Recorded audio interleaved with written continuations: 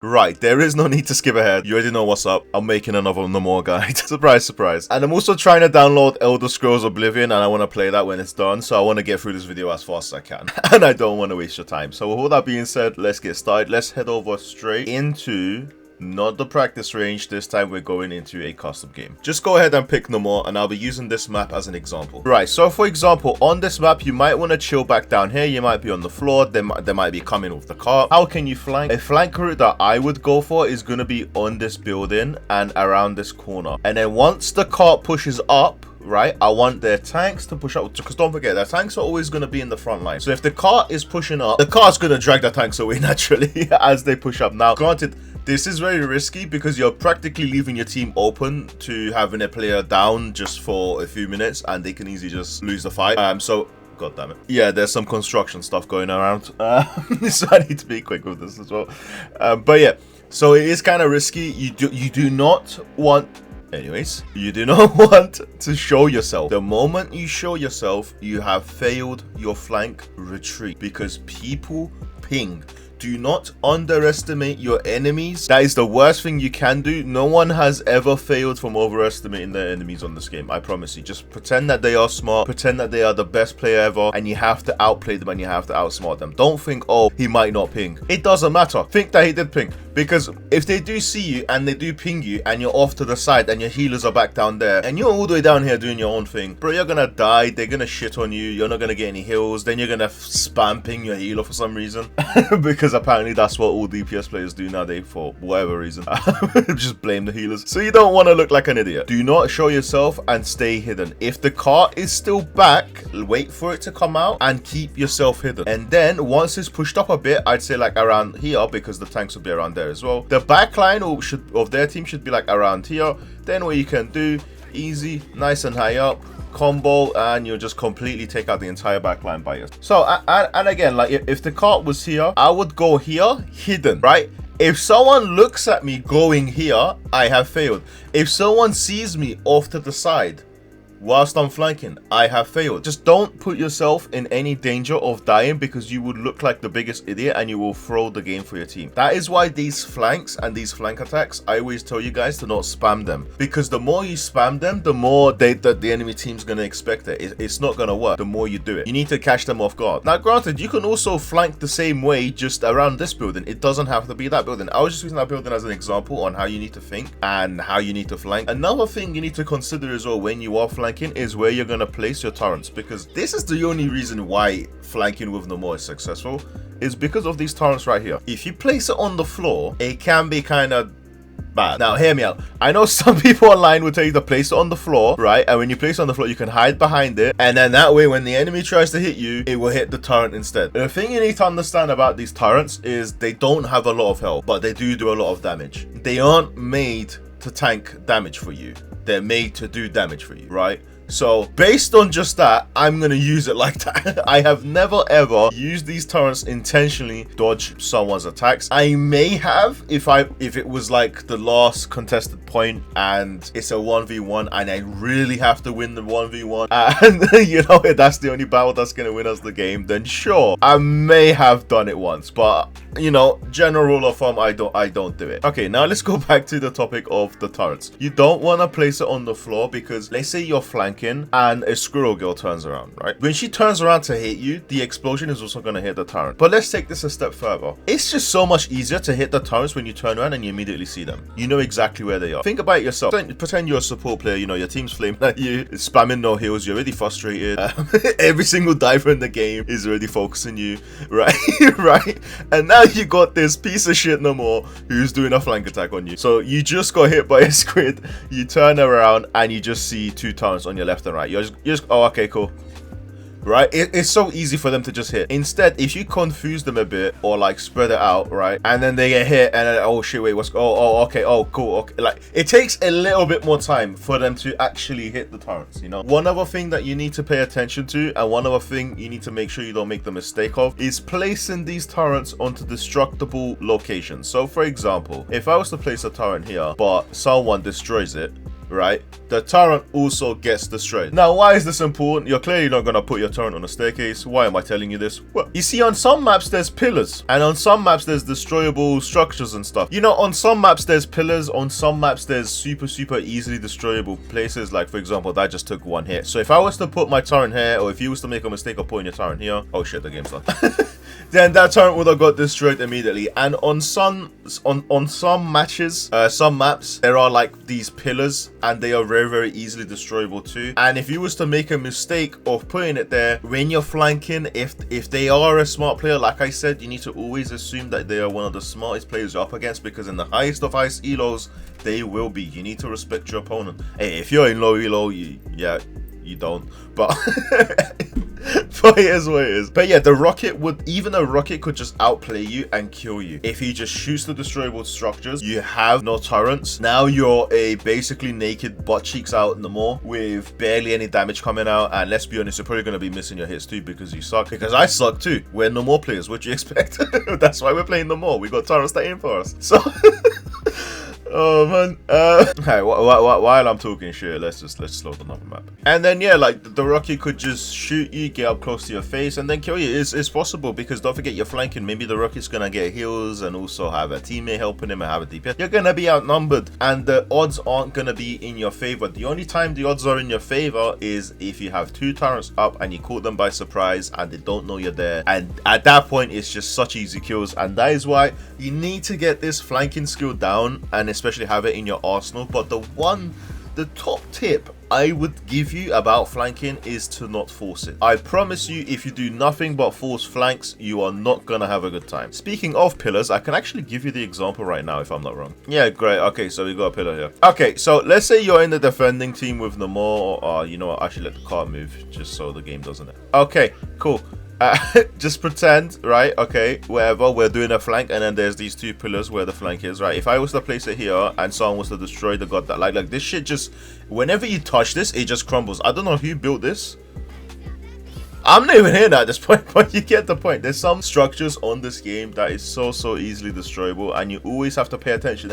In general, with Namor 2, just always pay attention to where you're placing your turrets and how easily it can be destroyed. Now, I'm going to teach you something else. This is called loading a flank. Loading a flank is letting the flank come to you, and it is a word that I just made up on the spot right now. Now, I am loading the flank. I'm staying hidden. I'm standing still. I'm AFK. Believe it or not, this would actually work, especially if they don't have an Iron or a Storm to ping me and the team is oblivious. I would wait. Look, you can be trolling by flanking, because whilst you're AFK, whilst you're staying hidden, your team can be getting dicked down. But anyways, let's think of it in a positive way. Let's say the car is still here. Immediately then, I would walk up, use my third person angle. I wouldn't just be like, oh, okay, let me flank.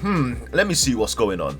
Let me just wait and analyze the situation. No, if you want to analyze the situation before you flank or whilst you're flanking and you want to, you know, get some info, you use your third person camera angle. You use it as much as you can. See where the healers are. You know who they have in your team. Press select. Okay, they have a rocket. They have a Luna. They have this. Okay, where's the Luna? Where's this? Where's that? Okay, I can see the rocket here. I can see the res beacon there. So maybe before I even, whilst I'm behind them, before I even go to kill them, I should take out the res beacon with my normal attacks.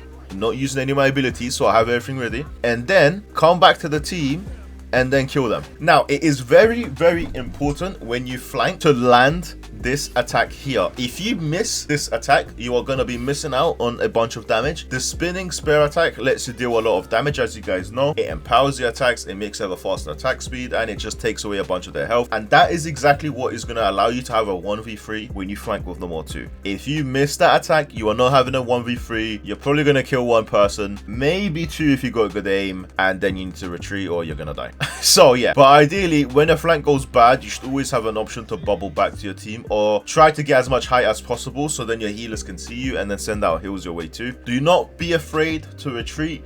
Not every single flank would work, and just because it didn't work once doesn't mean it's not going to work ever again. Try it, find your opportunities, find your, like, the way okay, so how do you spot and flank an opportunity? You're telling me not to spam it, but how do I actually decide, okay, let me go flank now? It depends on the heroes they have. It depends on the map you're on. It depends on the position of the team. It depends on a lot of these things. If they have an Iron Man, then obviously I'm not going to flank out in the open. I'll probably flank from the side where I'm somewhere inside. Because don't forget, the main thing I I already told you in the start of this video was to not be seen. That is your main thing. The second thing is if I see a team very basically structured, the tanks at the front, the DPS is just behind, and then the supports are all the way at the back, right? If they're very basically structured, I know if I just flank and go behind them, I have instant access to their support's butt cheeks. This is just what's gonna happen, and they're gonna get destroyed. So that's one thing I would look out for. However, if a team's more... However, I wouldn't pull off a flank attack, right, if my team is very outnumbered and they actually need me on the point. Many of my allies died, right, and we're fighting on the point. This isn't a time for me to flank right now. That's also another thing. You need to think about when you shouldn't flank and when you would be throwing. It's very easy for you to throw by flanking, but it is also very easy for you to carry the game by flanking. It is a high risk, high reward kind of deal. If they just got a few picks on the point and my team barely has any damage left on the point, like my other DPS died, I'm the only other DPS, then obviously I would stay on the point, try to defend the car, do what I can, help my team. Also, you can use your ult too. If you have your ultimate, it is a massive CC and it takes a lot of area, as you can see. It instantly knocks people down. You don't even want to think of this ultimate as a damaging ability. It's more of a CC ability. Your turrets will do enough damage for you anyways. Now granted, there's times when you can get like a triple kill or like a double kill with this ultimate and it feels amazing. You know, the shrunk of death is what I call it.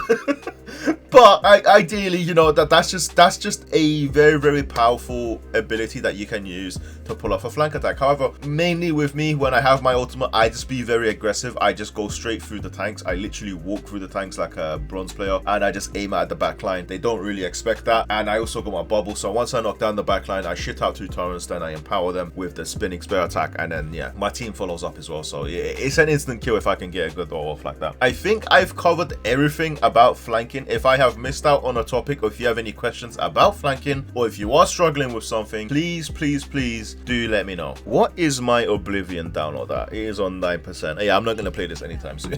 I still gotta wait. Great, we was lucky enough to get this map on the first round. I just wanted to show you guys another example on how you need to flank, and also I thought of another tip. So if you stayed this far into the video, yeah, good on you. Right, and let's talk about okay, so let's talk about the tip first. You never want to hug and be around the route that you're flanking in. Whatever the route is, whichever way you're gonna go behind whatever building it is, you don't want to, god damn it, you don't want to contest that area, because if you do, they're always going to look there and they're going to be like, oh well, Namor was hanging around this building, Namor was around here, Namor. Don't want them to think about that. You don't even want that to be a possibility. You don't even want that to be a possibility in their brain. Just don't show yourself around the area where you want to flank, okay? Like, so for example, this is a great example. Usually what I do on this map is I destroy this thing that keeps respawning, and if you just destroy the bottom, then the top will fall. Then the top will fall too. So don't try to destroy from the top, then go below. You're just going to be taking so much time. Once you get rid of this, you have an easy open sight.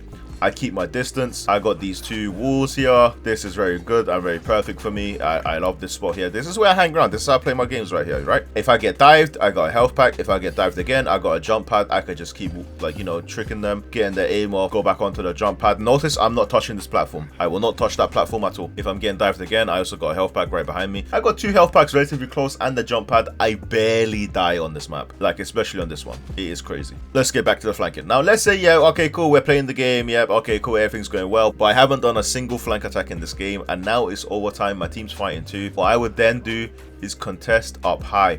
Now I would stay hidden. I would use my third person camera angle, stay hidden,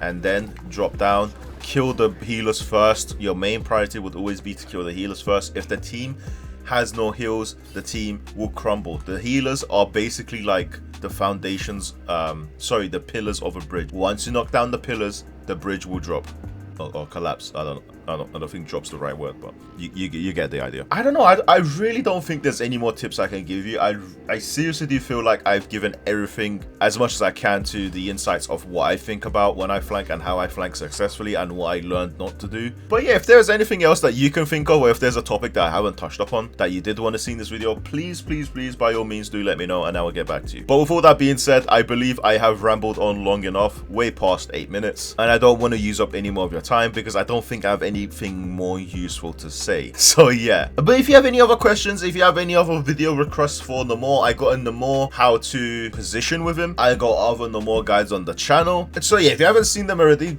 like, you know, be sure to check them out too, because most of those were like pretty well received by the community, and I'm guessing they're good. I also have a Discord, you know, the Discord where I coach people from Gold to Grandmaster and host one-to-one sessions, and have a testimonial section there proving it. The Discord where you can find players that actually want to rank up and not the monkeys you get online.